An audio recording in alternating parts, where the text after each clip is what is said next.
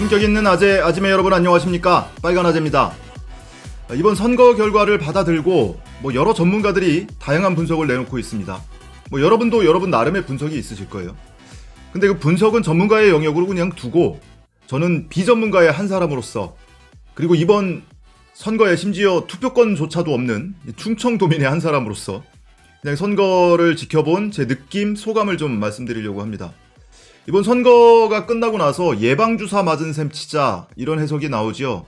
그러니까 예방주사라는 게 항원이 주입돼서 항체를 만들어내는 거 아니겠습니까? 그러니까 생균이 몸에 들어오면 우리 면역작용을 일으켜서 더 큰 균이 들어와도 막아낼 수 있는 항체를 만드는 게 이게 이제 그 예방주사입니다. 그런데 이 항체의 모양이 어떤 모양으로 만들어질지, 이게 이제 앞으로 대선까지 남아있는 1년 동안의 과제일 텐데, 크게 이제 두 가지로 나뉠 것 같아요. 한쪽은 이번에 중도층도 다 등을 돌렸어. 그러니까 개혁의 피로감을 느낀 거야. 그리고 정부 여당이 독주를 하는 것에 대한 심판을 받은 거야. 그러니 중도층의 지지를 다시 끌어와야 돼. 개혁 작업에 속도 조절을 해야 돼. 천천히 가야 돼. 이러면서 오히려 후퇴를 하지 않을까 싶기도 하고, 다른 한편으로는 지난번 꼭 1년 전 총선에서 우리한테 180석을 몰아줬는데 그 기대에 걸맞게 과연 개혁 작업을 우리가 수행을 했느냐, 그것에 대한 실망감을 느끼고 분노한 시민들이 등을 돌린 거야. 지지층이 얇아진 거야. 그러니 앞으로 남은 기간 동안에 정권 말기라 하더라도 개혁 작업에, 국민들이 원하는 개혁 작업에 조금 더 박차를 가해야 돼. 이런 분석을 하는 사람도 있을 거예요. 저는 후자의 손을 들고 싶습니다. 전자의 손을 들었다가는 자칫하면 내년 대선도 필패다. 이번 선거가 바로 이런 이 논리 때문에 산토끼 잡으려고 하다가 집토끼까지 놓쳐버린 꼴이 아닌가 싶어요. 그 중도층, 실체도 불분명한 중도층, 그거 표를 얻으려고 박근혜 이명박 사면 운운하고 협치 운운하고, 협치하고 사면하고 하라고 180석을 몰아줬습니까? 그러니까 보수 지지층이야 죽으나 사나 보수층 찍는 거고, 보수정당 찍는 거고, 이 스윙보트라고 불리는 중도층, 선거 때마다 그때 상황에 따라서, 그때 생각에 따라서 이 당 찍었다가 저 당 찍었다가 하는 이런 분들이 왔다 갔다 하는 건데, 이분들이 이번에 국민의힘으로 가버린 거예요. 그리고 민주당 지지층 중에도 강한 지지층은 여전히 주변 사람 손잡고 가서 다들 투표하셨죠. 근데 약한 지지층이 있지 않습니까? 국민의힘은 아닌 것 같아 싶어서 그냥 민주당 지지하는 사람들, 이 사람들이 투표장에 안 간 겁니다, 이번에. 그러니까 표가 안 나오잖아요. 근데 자칫하면 이 선거 결과를 받아들고 개혁에 속도 조절을 하자, 이런 판단이 서면 내년 대선에서도 똑같은 결과가 나올 수도 있다. 이 지지층들이 결집을 못해서 결국에는 주변 사람들을 설득하기는커녕 이 지지층마저 설득하지 못하는 결과가 나올 수도 있다. 꼭 1년 전에 치러졌던 이 국회의원 선거에서 비례정당까지 합해서 180석을 국민들이 몰아줬습니다. 그리고 이 3년 전에 치러졌던 지방선거에서 서울하고 부산 득표를 한 것을 보면 서울의 25개 구에서 박원순 후보가 싹쓸이를 했고요. 부산에서도 16개 구군에서 오거돈 후보가 싹쓸이를 했습니다. 근데 이번에 180도 다 뒤집힌 거예요. 서울의 25개 구, 부산의 16개 구군이 다 빨간색으로 물들여 버렸어요. 선거를 가르는 요인이 크게 세 가지라고 하잖아요. 구도, 이슈, 인물.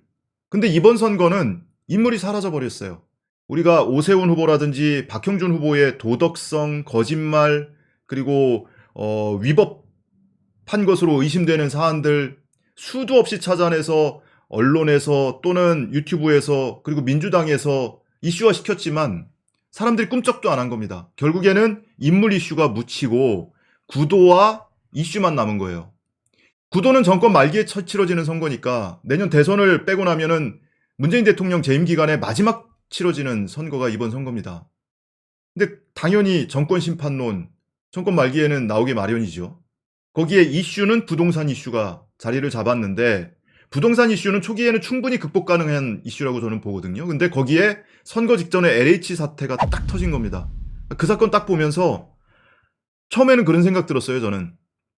아니 저게 2, 3년 문재인 대통령 임기 중에 공직자들의 비리가 터진 게 아니고 그 LH 안에서 심지어는 토지공사, 주택공사가 통합되기 이전부터 누적되어 온 오래된 이 폐단인데, 그래 현 정부가 국정을 통할하고 있으니까 책임을 묻는 거는 그럴 수 있다 치는데 어떻게 대응을 하느냐에 따라서 평가를 달리해야 하지 않나? 이런 생각이 있었거든요. 근데 평가는 나름, 이 대응은 나름 잘한 것 같아요. 초기에는 조금 갈팡질팡하기는 했지만 뭐 민주당에서도 국회의원 소속 정당 소속 그 의원들 전수조사 하겠다고 나섰고, 대통령까지 나서서 철저하게 수사해서 발본색원해서 엄벌해라. 그리고 LH에 대한 뭐 개혁이나 이런 작업도 한번 검토를 해보자. 그게 나름 대응이 나쁘진 않았던 것 같은데 거기에 찬물을 하나 확 끼얹는 일이 벌어졌죠. 김상조 정책실장 같은 사례. 아니 김상조 씨가 시민단체에 몸담고 있다가 공정거래위원장을 하고, 그리고 지금은 청와대에서 경제정책을 전반을 책임지는 정책실장을 하고 있었단 말이에요. 그랬던 사람이 무슨 뭐 전세가 상한제 시행하기 직전에 14%를 올렸네 뭐네 이러면서 찬물을 확 끼얹은 겁니다. 그러니까 위선이라는 말을 들어도 어떻게 뭐 방어를 할 수가 없는 거예요. 그러니까 지지자들이 죽어라 노력을 했단 말이에요. 어떻게 하면 민주당에 도움될까, 문재인 대통령에 도움될까, 주변 사람들 설득하고 전파하고 하면서 죽어라 노력을 했는데 정작 저 위에 앉아있는 사람이 그런 짓을 하고 있는 거예요. 그러니까 그 한순간 배신감이 확 드는 거고, 내가 주변에 어떻게 뭐 방어를 해줄 수가 없는 거예요. 말빨이 안 먹혀드니까. 나부터 실망을 하게 됐으니까.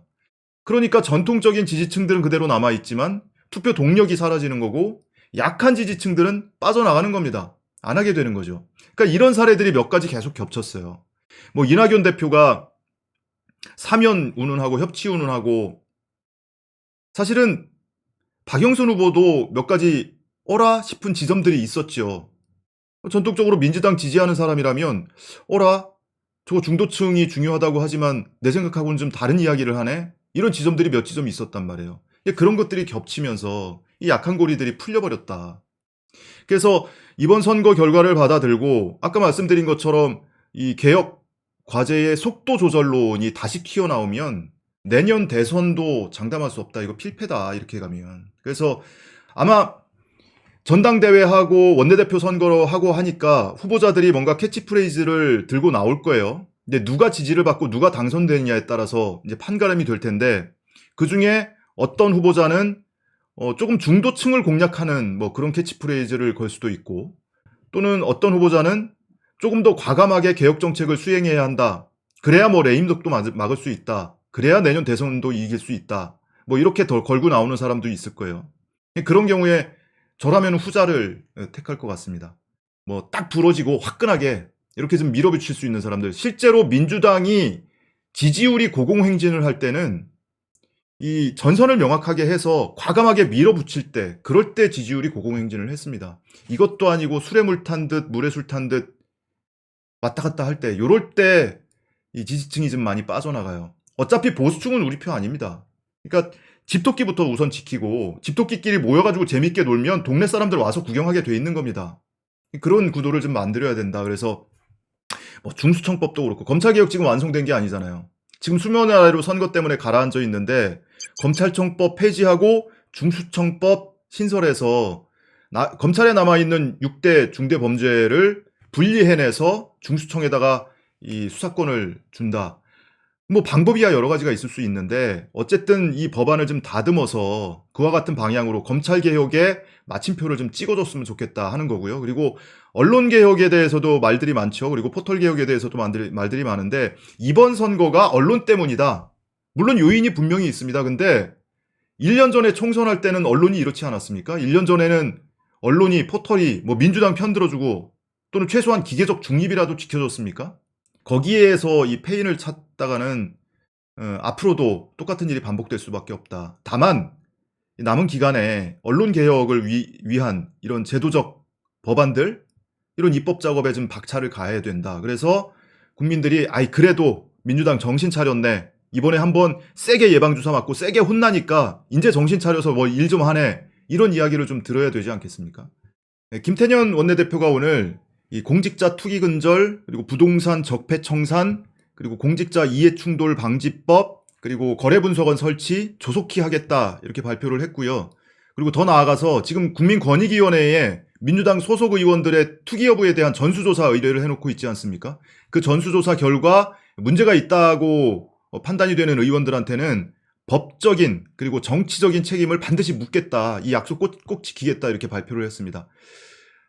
많은 사람들이 반신반의하고 있을 거예요. 에이 저것도 선거 앞두고 액션만 취하겠지. 지금 실제로 국민의힘은 액션조차도 취하지 않잖아요. 말로만 하고 있죠. 근데 반신반의하고 있을 텐데 이후에 이 잃은 소는 이미 잃었고 외양간이라도 좀 철저하게 고치려면 이것에 대해서 철저하게 책임을 물어라.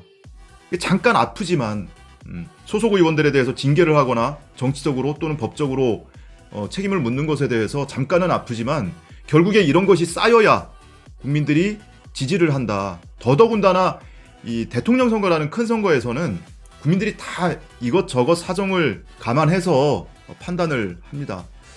민주당이 개혁 작업에 더 박차를 가하는 그런 민주당이 되기를 기대하면서 오늘 영상은 마치겠습니다. 시청해주신 여러분 고맙습니다.